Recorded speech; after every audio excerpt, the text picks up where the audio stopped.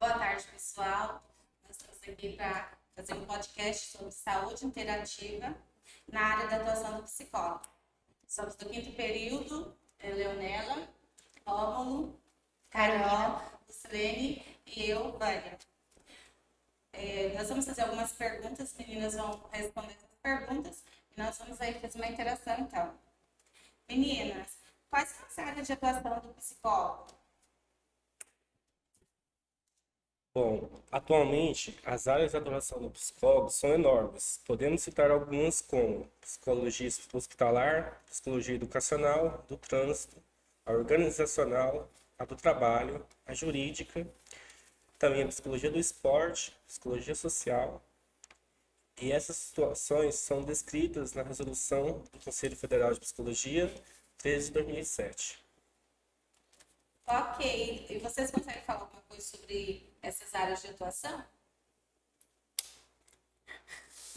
A Carol vai saber falar melhor sobre esse assunto. Bom, o psicólogo hospitalar, ele trabalha com questões ali dentro do hospital. Ele vai ser responsável por atender as demandas dos pacientes pós-cirúrgicos, a família dele no geral, como que ele está lidando com aquela cirurgia. Inclusive, ele avalia para ver se o paciente ele tem questões,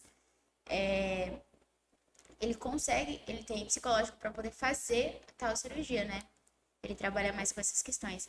A psicóloga educacional, ele vai trabalhar dentro do contexto da educação. Ele vai ser responsável por conversar com os pais, com as crianças, resolver alguma demanda que está acontecendo ali, situações de bullying, entre outras coisas. O psicólogo do trânsito vai trabalhar mais a questão do trânsito, as questões que acontecem ali dentro do trânsito. O organizacional, que é muito comum também, que geralmente é dentro das empresas.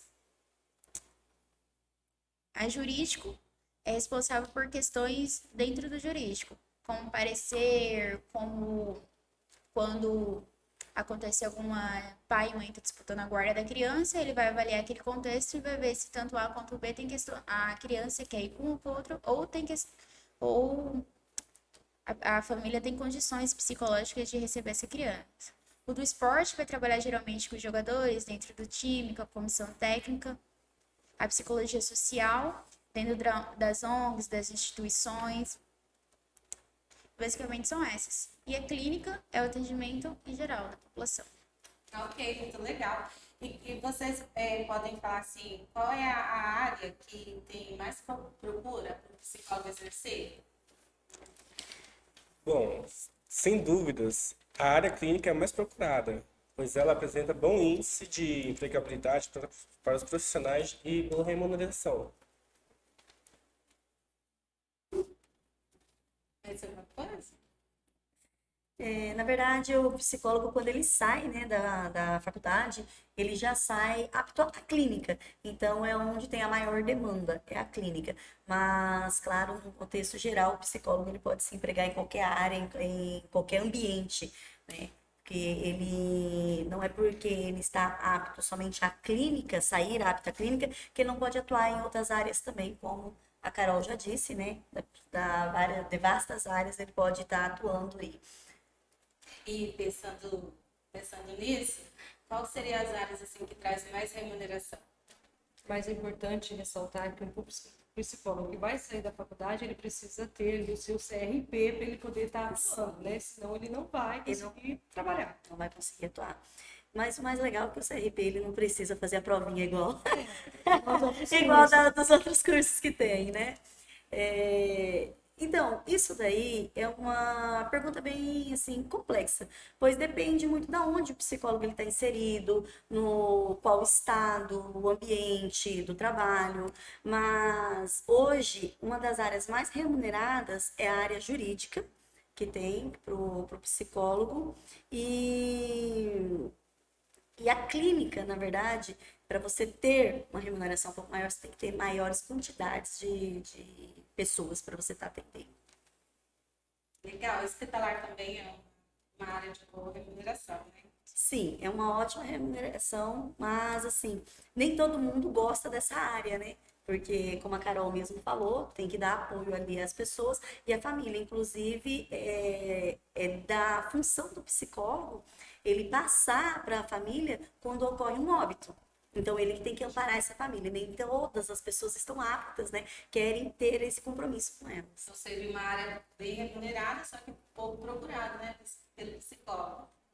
E qual é, assim, a média de piso salarial? Eu acho que a maioria dos psicólogos tem essa vontade de saber qual que é o piso salarial, né? Então, segundo o projeto de lei 2079/19, instituiu para a gente um piso salarial de R$ 4.650. Só que, assim, isso vai depender, vai variar muito de região para região, de estado para estado. Então, não tem como a gente afirmar que todo estado vai ser o mesmo, ou toda região vai ser a mesma, porque isso vai variar bastante. E aí, sempre tem reajuste nesse piso salarial também, né? Ok, entendi. Assim, o importante ressaltar é que quando se fala em piso salarial, nós, como psicólogos, nós temos uma tabela de preço, né? O mínimo, o médio e o máximo aí, em que a gente pode estar fazendo o valor para atendimento. Então, esse piso salarial, ele vai se encaixar aí dentro, dependendo de cada região em que o psicólogo vai estar atuando. Ok, legal. Lu, faz a próxima pergunta pra gente. Quais são as funções exercidas pelo psicólogo? Então, segundo o nosso código de ética profissional, a gente tem 5 parâmetros, 7 parâmetros para poder trabalhar.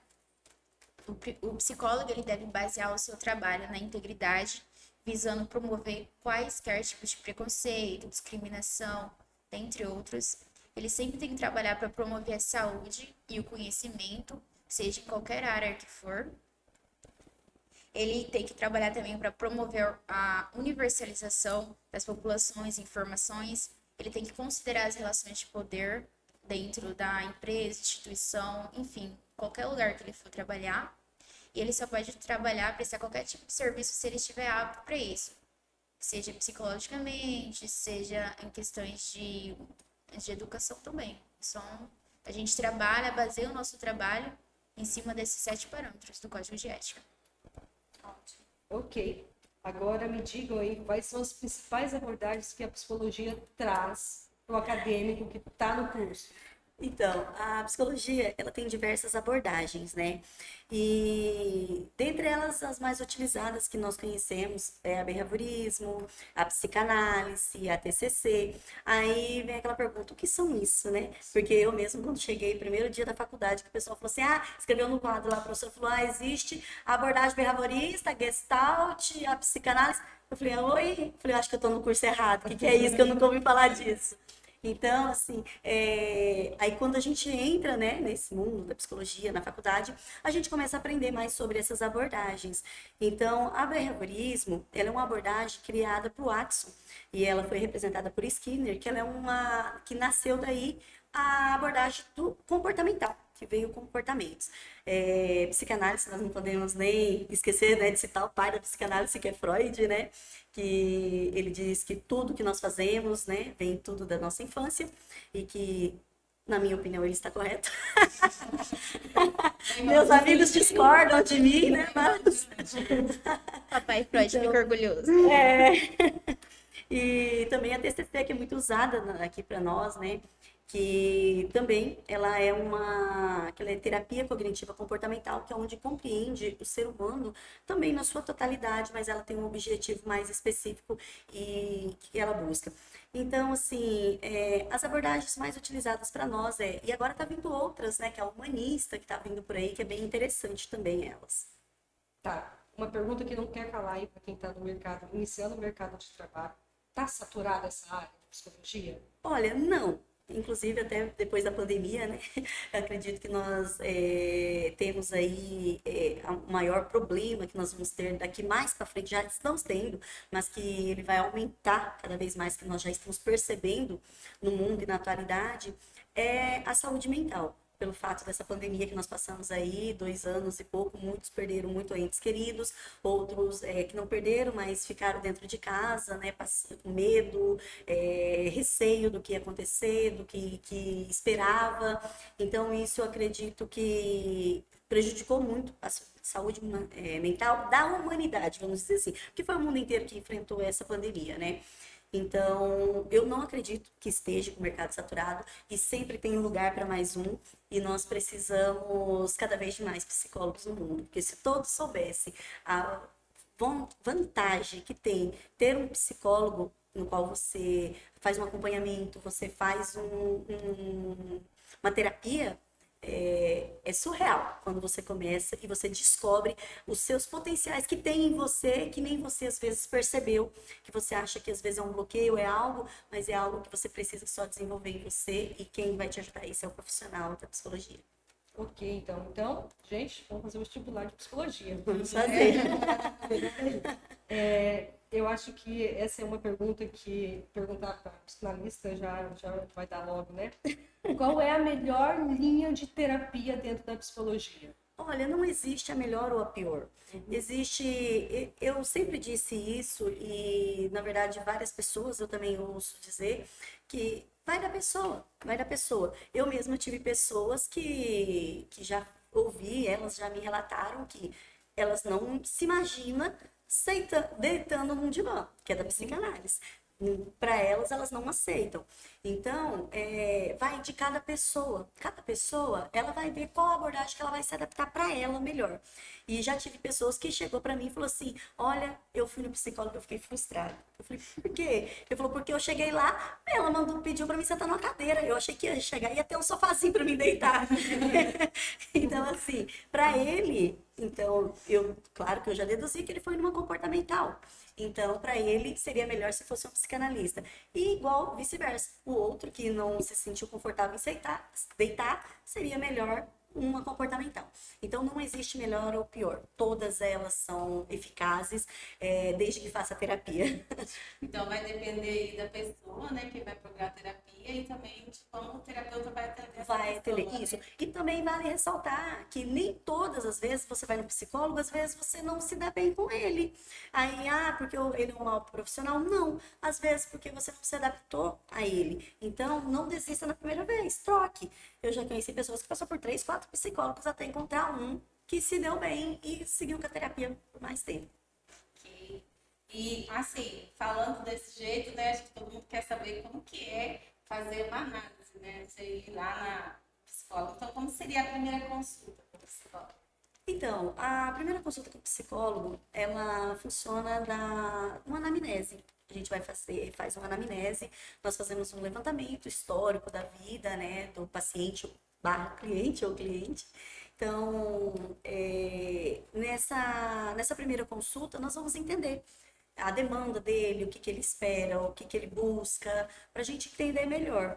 Então, e aí também depende muito da abordagem que o psicólogo tem, a forma que ele vai conduzir essa primeira consulta. Tá, meninas. Luz, tem mais alguma coisa a perguntar? Então, Eu acredito que é isso, então. Vocês têm alguma coisa para falar? lembrando também que todas essas consultas no psicólogo, elas são sigilosas, tá? Como a Carol mesmo disse, seguimos um código de ética, no qual o sigilo delas é a principal. E, inclusive, tem até mães e pais que levam crianças, né, no psicólogo, e às vezes eles ficam frustrados, falando assim: eu perguntei coisa para a psicóloga, ela falou que não podia me falar, e ela só me falou alguma coisa. Eu perguntei sobre meu filho e não me falou. Mas meu filho, eu tenho responsabilidade. Sim, todos nós temos responsabilidade, mas o psicólogo também tem responsabilidade com aquela pessoa, com o indivíduo que ele está atendendo. Então, ali no momento, o psicólogo ou a psicóloga, ele vai relatar o que precisar para o pai e para a mãe. Mas o que precisar, o que não precisar e o que for de confidencial do paciente vai ser tratado com o paciente e vai tentar melhorar, desenvolver ou aprimorar aquilo de forma que não precisa relatar para os pais exatamente, expor a criança, né, ou o adolescente para o pai e para a mãe. Porque, e detalhe, quando ela precisa, o psicólogo precisa também contar para o pai e a mãe o que está acontecendo, ela fala. Ele é falado: olha, isso eu vou ter que passar. Para a pessoa já ficar ciente, né, para o adolescente ou a criança já ficar ciente que aquilo vai ser repassado a outra pessoa, para ele não perder a confiança terapêutica que nós dizemos. Então, nós podemos dizer que quando tem, é sigiloso, mas quando tem a necessidade, informa-se então ao paciente experiência Sim, que vai ser repassada aos pais ou Sim. quem é o tutor ali da sim, guarda. sim, tem algumas coisas dentro do código de ética que diz que nós podemos sim quebrar o sigilo, mas e daí são algumas coisas bem mais assim, que vai contra a vida ou contra a vida própria da pessoa ou de outra pessoa. Aí esses sigilos terapêuticos podem ser quebrados, caso contrário, não. Ok, entendi. Vale Certo? ressaltar também que a primeira entrevista com o adulto e com criança há uma diferença aí, né? Sim, Porque com a criança, a primeira tem que ser com a mãe, ou com o pai ou com o responsável. Se for de menor ou tiver sobre a tutela da justiça, precisa de um aval do juiz da região para poder seguir. Só a primeira consulta. O restante não. Porque sempre precisa de um aval do responsável da criança, né? Caso aconteça alguma coisa. Sim, é importante também, né? Ressaltar isso. Certo, meninas? Certo. Então, esse foi o nosso podcast de saúde integrativa na área da atuação do psicólogo, turma do quinto período.